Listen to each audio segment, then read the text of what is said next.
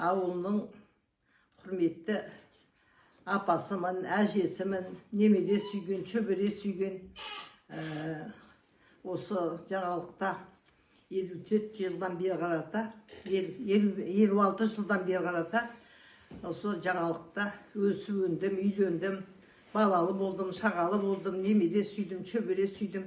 Құрметті осы ауылдың құрметті әжесімін, қазір зейнеткер жасындамыз. Осы үйде еліміздің саулығында, еліміз аман, жұртымыздың тыныштығында өмір сүріп жатырмыз жаңалық ауылында. Қызмет қылдық, ауылымыздың Чубардың Алдаберген ауылындағы больницаға барып қаралып тұрамыз.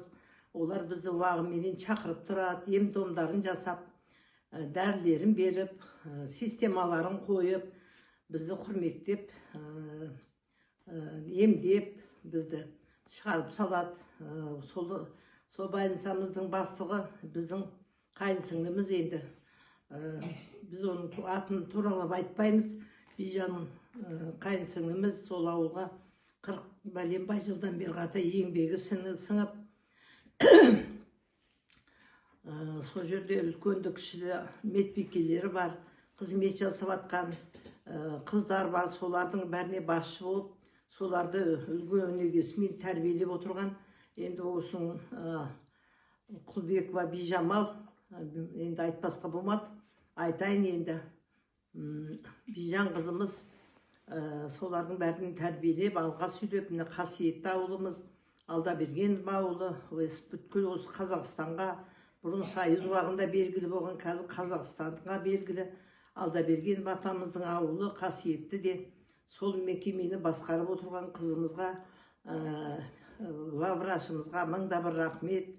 Әркімнің қас қабағына қарап, үлкенді кішіні сол кісілердің тілін тауып, не дейміз енді, аман сау болыңдар қарақтарым.